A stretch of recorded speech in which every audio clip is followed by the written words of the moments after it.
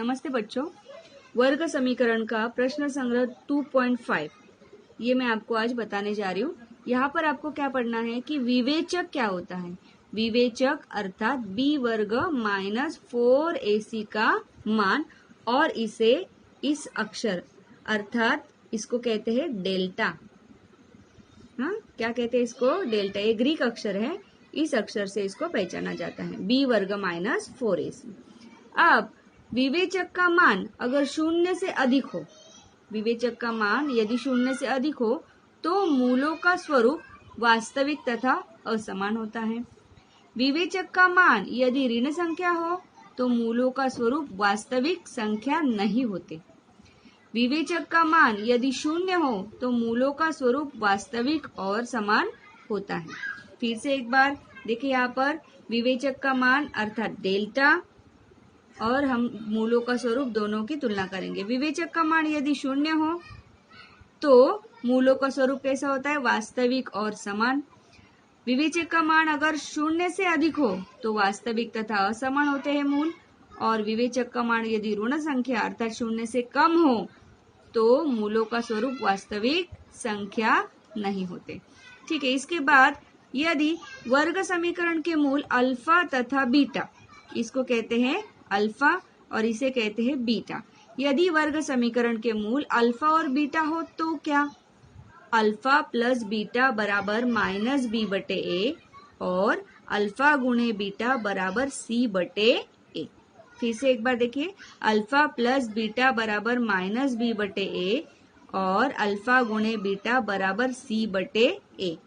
यदि वर्ग समीकरण को हम इस स्वरूप में भी लिख सकते हैं। देखिए, वर्ग समीकरण को एक्स वर्ग minus alpha plus beta x, यानी कि यहाँ पे एक्स का जो गुणांक है वो गुणांक अल्फा प्लस बीटा के स्वरूप में है। एक्स वर्ग minus alpha plus beta x plus alpha गुणे बीटा बराबर 0, ऐसा भी वर्ग समीकरण को लिखा जाता है। जब ए अल्फा प्लस बीटा तथा अल्फा गुणे बीटा इसका मान दिया गया हो तब हम इसको लिख सकते हैं। ठीक है। उदाहरणार्थ, जिस वर्ग समीकरण के मूल -3 तथा -7 हो तो वर्ग समीकरण बनाइए, ऐसा आपको बताया गया है। अभी मैंने जैसे आपको बताया वर्ग समीकरण के मूल क्या है? अल्फा और बीटा, और यहाँ पर आपको क्या दिया है? अल्फा और बीटा -3 और -7। तो हम लिखेंगे यहाँ पे आपको वर्ग समीकरण बनाइए ऐसा बोला है, तो हम अल्फा लिखेंगे। अल्फा का मान कितना है? -3 और बीटा का मान कितना है? -7। ठीक है। तो हम अल्फा प्लस बीटा और अल्फा गुणे बीटा का मान ज्ञात करेंगे और हम वर्ग समीकरण बनाएंगे। वर्ग समीकरण कैसा है? एक्स वर्ग plus alpha plus beta x plus alpha गुणे बीटा बराबर 0। तो यहाँ पे अल्फा प्लस बीटा का मान हम ज्ञात करेंगे। अल्फा प्लस बीटा क्या है? अल्फा -3, हाँ -3 और बीटा है -7। -3 और -7 कितना हो गया? -10। उसी तरह से अल्फा गुणे बीटा का मान भी ज्ञात करेंगे। अल्फा है -3 और बीटा है -7, -3 गुणे -7 तो ये हो गया -10। मतलब हमारे पास अल्फा प्लस बीटा का मान आया -10 और अल्फा गुणे बीटा का मान आ गया -10। दोनों का मान -10 है। ठीक है। तो अब हम वर्ग समीकरण लिखेंगे। वर्ग समीकरण किस तरह लिखते हैं? एक्स वर्ग माइनस कोष्टक में alpha plus beta x plus alpha गुणे बीटा बराबर 0। हमें अल्फा प्लस बीटा की जगह पर ये मान रखना है और अल्फा गुणे बीटा की जगह पर ये मान रखना है।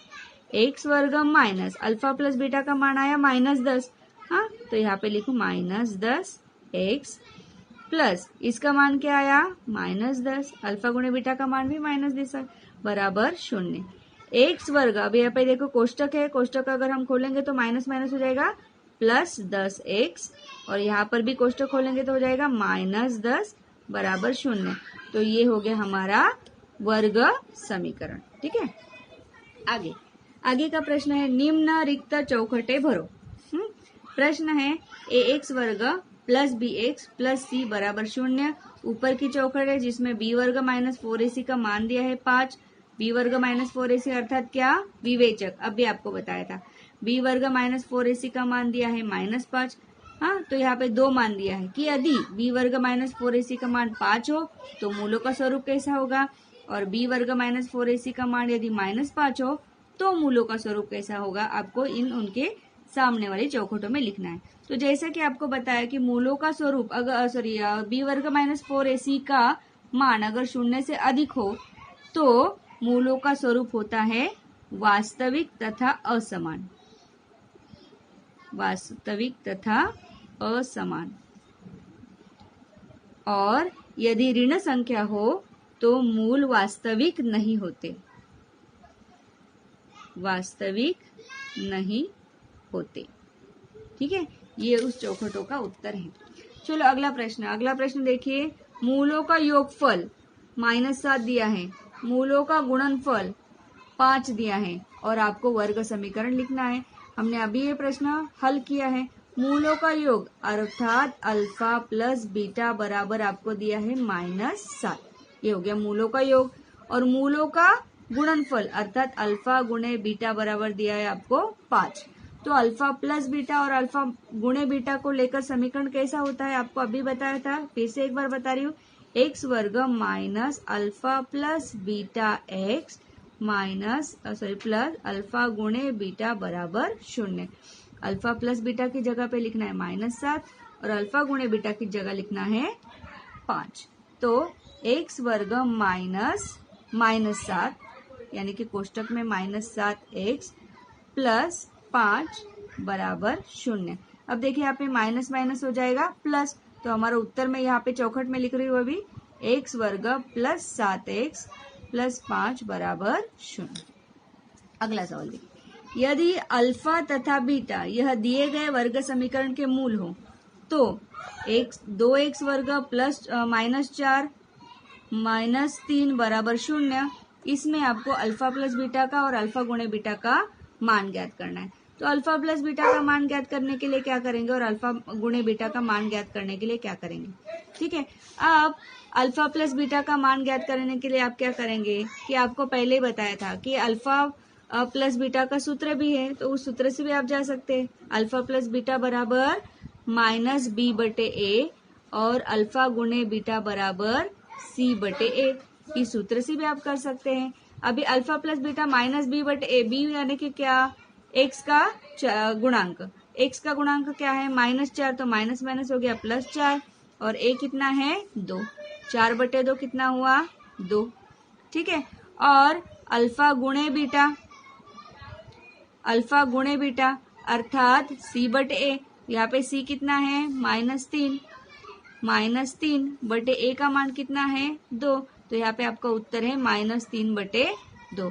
तो इसका उत्तर है यहाँ पे 2, अल्फा प्लस बीटा का उत्तर है 2 और अल्फा गुणे बीटा का उत्तर है -3/2। ठीक है, आगे विवेचक का मान ज्ञात करो।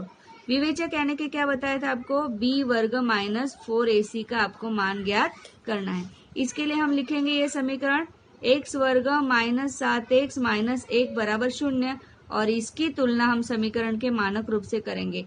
इसकी तुलना समीकरण का मानक रूप अर्थात ax वर्ग प्लस bx प्लस c बराबर 0 से करने पर, हाँ, इसे करने पर हमें a का मान मिलेगा, b का मान मिलेगा और c का मान मिलेगा।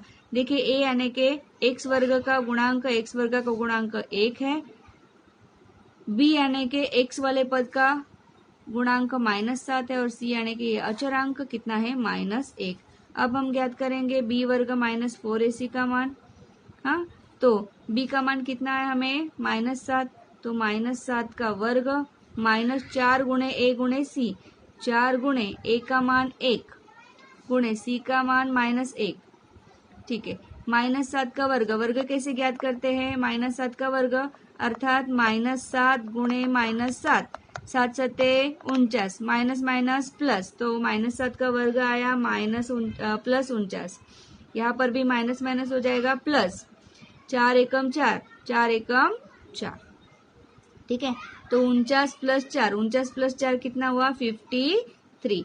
तो b वर्ग -4ac का मान कितना हुआ 53। हम उत्तर यहाँ पे लिखेंगे b वर्ग -4ac बराबर 53। ठीक है, अगला प्रश्न है विवेचक के आधार पर मूल निश्चित करेंगे। तो हम मतलब यहाँ पे विवेचक भी ज्ञात करना है और मूल भी निश्चित करना है। विवेचक, अगर फिर से एक बार हम वो चौखट देखेंगे, विवेचक का मान यदि 0 हो तो मूल वास्तविक और समान होंगे, 0 से अधिक हो तो मूल वास्तविक तथा असमान होंगे, और ऋण संख्या अर्थात 0 से कम हो तो वास्तविक संख्या नहीं होंगे। चलो ठीक है, इसमें हम विवेचक का मान ज्ञात करेंगे। विवेचक का मान ज्ञात करने के लिए हमें पहले ABC का मान लिखना पड़ेगा। 4x - 4x + 4 = 0। इसकी तुलना समीकरण के मानक रूप अर्थात ax वर्ग + bx + c = 0 से करने पर हमें a का मान मिलेगा, b का मान मिलेगा और c का मान मिलेगा। देखिए, a का मान x वर्ग का गुणांक 1 कुछ नहीं है, b का यानी कि x का गुणांक -4 है, और c यानी कि स्थिरांक यानी कि यहाँ पे 4 मिल गया। ठीक है, a का मान 1, b का मान -4, c का मान 4। हम ज्ञात करेंगे b वर्ग - 4ac का मान।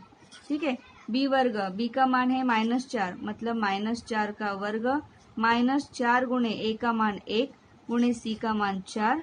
चलो गुणा करेंगे, -4 का वर्ग अभी बताया था, वर्ग कैसे करते हैं, -4 गुणे -4, 4 चौक 16, माइनस माइनस प्लस, तो -4 का वर्ग हुआ 16 - 4 चौक 16, 16 में से 16 गया कितना हो गया 0, अर्थात हमें b वर्ग -4ac बराबर कितना मिला 0। तो विवेचक का मान कितना आया, विवेचक का मान 0 है, इसलिए मूलों का स्वरूप क्या होगा, मूलों का स्वरूप होगा वास्तविक, और मूलों का स्वरूप होगा वास्तविक तथा समान।